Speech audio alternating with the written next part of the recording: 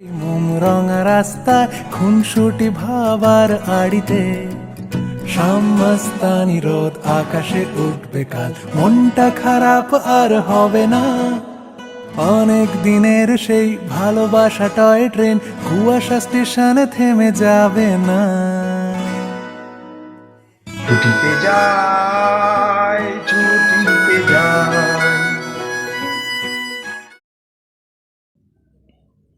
আগে বলে রাখি, আপনারা যারা আমাদের অনুষ্ঠান দেখছেন, প্লিজ একটা ছোট লাইক দিয়ে শুরু করুন। আর অনুষ্ঠান ভালো লাগলে প্লিজ সাবস্ক্রাইবটা করে দেবেন। আর অনুষ্ঠান কেমন হচ্ছে তা আমাদেরকে কমেন্ট করে জানান। পারলে অন্যজনকে শেয়ার করে দিন। সবাইকে শুভেচ্ছা ও ভালোবাসা জানিয়ে আমি আফতাব হালদার প্রতিদিনের মতো আজও শুরু করছি বেড়ানোর খবর। ছুটিতে যাই চ্যানেলে আজ আপনাদের নিয়ে যাব ইতালির চতুর্থ পর্বে। যারা প্রথম, দ্বিতীয়, তৃতীয় পর্ব এখনো দেখেননি তাদেরকে অনুরোধ করব দয়া করে দেখে নেবেন। আশা করি আমাদের অনুষ্ঠান ভালো লাগবেই। তো চলুন আজ ইতালির চতুর্থ পর্বে চলে যাই। মাঝে মাঝে আমরা অনুষ্ঠান আনতে পারি না, তার কারণ হচ্ছে কিছু কিছু টেকনিক্যাল প্রবলেম হয়ে যায়। রোমে ব্যাসিলিকার নির্মাণ শুরু হয় 1506 সালে। রেনেসাঁ যুগের প্রভাবে এই গির্জার প্রধান শিল্পী ছিলেন Michael Angelo Bernini. Saint Peter's ব্যাসিলিকাকে প্রবেশ করলে বিস্ময়ে হতবাক হতে হয়। শিল্পের এই রকম বর্ণাঢ্য গরিমা খুবই কম স্থানে দেখা যায়। গাইড বলে চলে ঐতিহাসিক প্রেক্ষাপটে বিভিন্ন ভাস্কর্য শিল্প চিত্রকলার কথা। সবচেয়ে নজর কাড়ে পিয়াতা মূর্তিটি। মাইকেল অ্যাঞ্জেলো তৈরি করায় এই ভাস্কর্যের বর্ণনা করা ভাষাতীত। মাতা মেরির কোলে ক্রুশবিদ্ধ যিশুর মর্মমূর্তি হৃদয় বিদারক। পাথরে এমন প্রাণ ফোটানো কেবল এই ক্ষণজন্মা শিল্পীর পক্ষেই সম্ভব। ব্যাসিলিকার মাঝখানে চত্বরটি সুবিশাল, 2 লক্ষ জনসমাগমের উপযোগী। পোপের বার্তা শুনতে এখানেই মিলিত হয় খ্রিস্ট ধর্মাবলম্বী মানুষজন। চারপাশটা তার সুদৃশ্য স্তম্ভ শোভিত শিল্পীর বার্নি নকশা অনুযায়ী।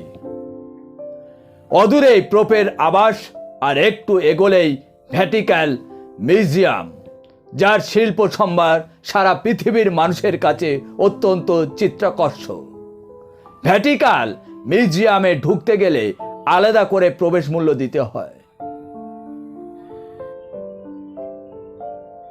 অজস্র চিত্রকলা, স্ট্যাপেস্ট্রি ও গ্লাস পেন্টিং এর সম্ভার রয়েছে। আর অবশেষে প্রবেশ সিস্টিন চ্যাপেলে। রেনেসাঁ যুগে শিল্পীদের উৎকৃষ্ট অবদান রয়েছে এখানে।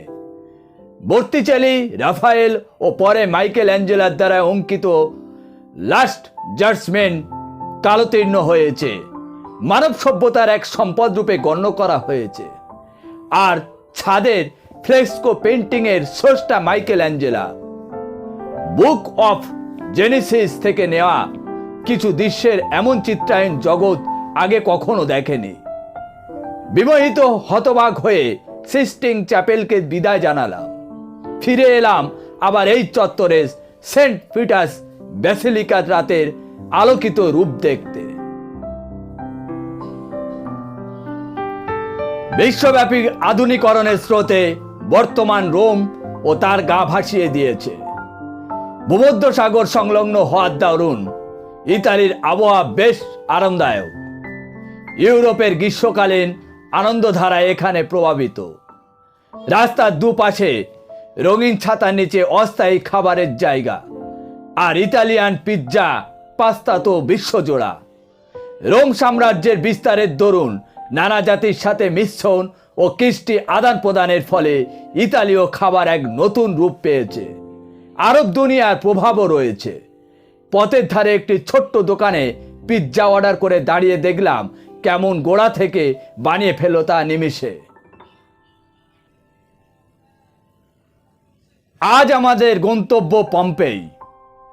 অপূর্ব পাহাড়ি পথ ও মসৃণ রাস্তা বেয়ে এসে পৌঁছালাম নেভস ইতালির এই বিখ্যাত সামুদ্রিক শহর, যা অবস্থিত বেক অফ নেভসের গা ঘেঁষে।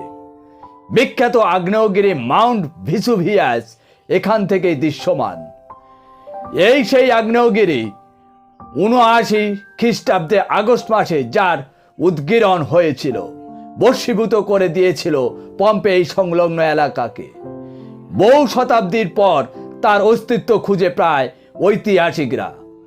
লাভা আর ছায়ের অতলে নিম্নভূস্য এক নরসী হিসাবে এখনো যেটুকু অটুট আছে তা দেখলে ২০০০ বছর আগেকার রোমান জীবন সম্বন্ধে একটা চিত্র পাওয়া যায়।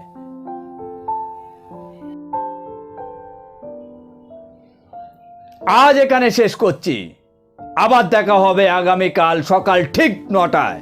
আপনারা সবাই ভালো থাকুন, সুস্থ থাকুন, আর ছুটিতে যাই চ্যানেল দেখুন, বেড়ানোর বিভিন্ন স্পট দেখুন, আর ব্যাগপত্র গুছিয়ে নিয়ে কাছে হোক দূরে হোক বেরিয়ে পড়ুন।